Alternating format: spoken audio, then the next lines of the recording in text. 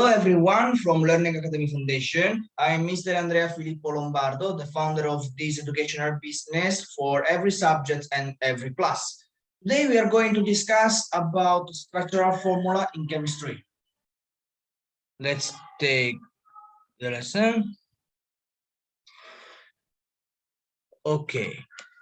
So, structural formulas are graphical representations that show the formal arrangement of valences in compounds, while the molecular formulas called condensed that are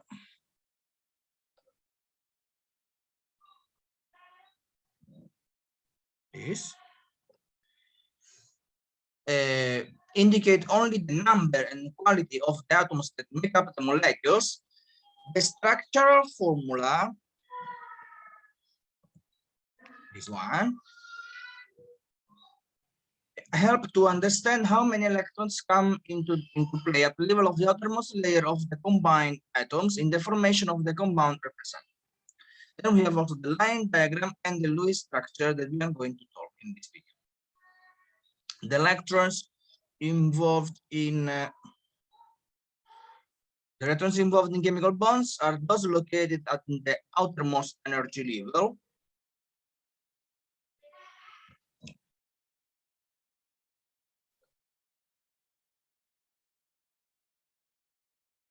It is possible to represent them through a second method in which these electrons of the outermost level are represented as points arranged around the chemical symbol of the element. The structure of the molecule is represented based mainly on the octet rule. Hydrogen has a single external electronic level consisting of a doublet, 2 electrons. For all other elements, the outermost electron shell is available in the form of 8 orbitals, which can be totally or partially occupied by a respective number of electrons, called valence electrons. The 8 orbitals are completely occupied by electrons only in the case of noble gases. This configuration is therefore particularly stable and characterizes the low chemical reactivity of these gases. By the octet rule, an element acquires or shares electrons in order to reach the stable configuration of the noble gas, this following or preceding the giving element in the periodic table. To draw the structural formula of a molecule, you need to calculate the valence electrons of the whole molecule. The central atom is chosen, which is usually the single atom in the formula, or it is the least electronegative, or it is the one with the highest valence. Then connect the atoms with a dash representing 2 electrons, called the doublet. Hydrogens are always peripheral. And then from the total number of valence electrons are subtracted those engaged in the bonds. The remaining, called non-bonding electrons, are redistributed in order to make each of the atoms involved reach the octet. If the electrons are not sufficient, double or triple bonds are introduced. So in the previous graphics, we have seen each point corresponds to an electron, each line a doublet. Compared to the octet rule, there are some exceptions.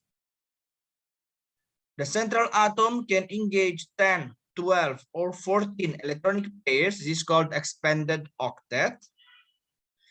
And the central atom doesn't complete the octet, but only engage 2, 4, or 5 electron pairs. This is called incomplete octet.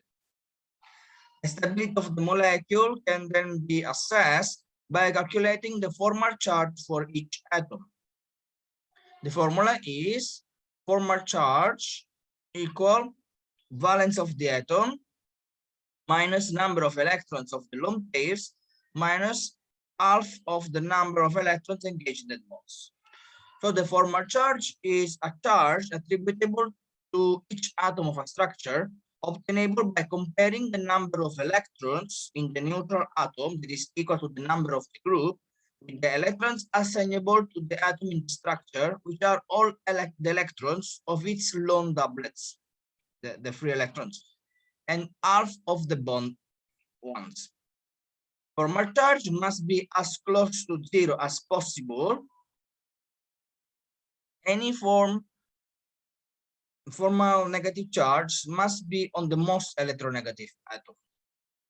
In general, the structural formula of acids is made by joining to their non-metal or their semi-metal as many hydroxides as there are hydrogens present, and also by bending the remaining oxygen to the same element. Like this. The structural formula of the bases is made by joining the hydroxides to the metal. The structural formula of salts is done in a similar way to that of acids, substituting metals for hydrogens. For example, sodium nitrate. Having to deal with electronegativity and valence values, it is better to get a periodic table. Let's take an example which also provides the representation of unshared electrons. Let's draw the structure of silicium tetrachloride. So we have a total of 32 electrons.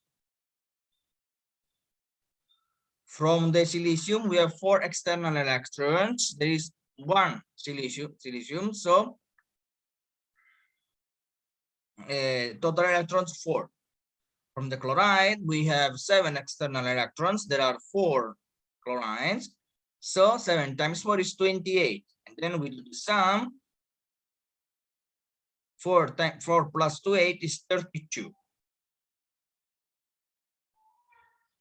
Then the silicon atom is single and is the least electronegative. So it goes to the center.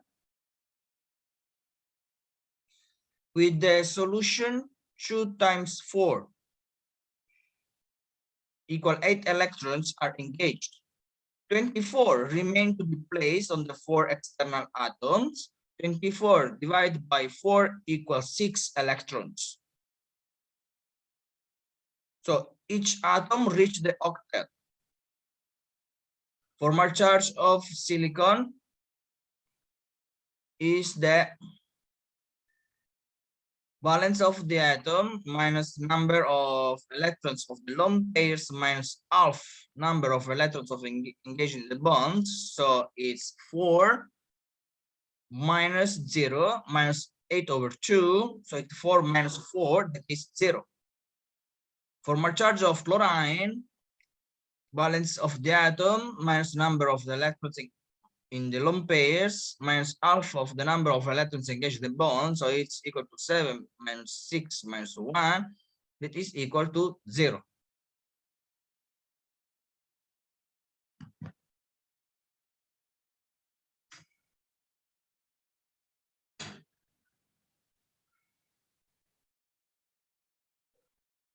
Okay, for today is everything. I wish you have enjoyed the lesson and understood how to write the Lewis structures and to calculate the formal charge of the single elements, the structure.